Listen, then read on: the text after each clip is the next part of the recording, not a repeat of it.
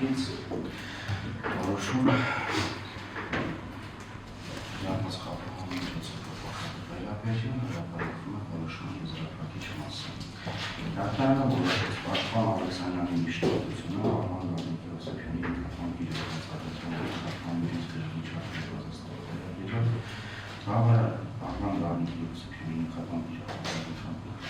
գրքի չափը նվազեցնել և սահմանել 50 միլիոն դրամ։ Արման Գազնիկյանի համար գրավաճառված 50 միլիոն դրամը իրազանցողական մասը վերադարձնել են վճարածմանցին։ Որոշումը կարող քննիչ հանրապետություն գրողական օրինակ ներսամտած կարգով դատավարության մասնակիցների կարող իրականացնել դատարանի որոշումը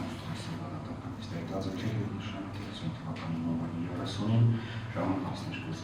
շնորհակալություն, հաջողություն։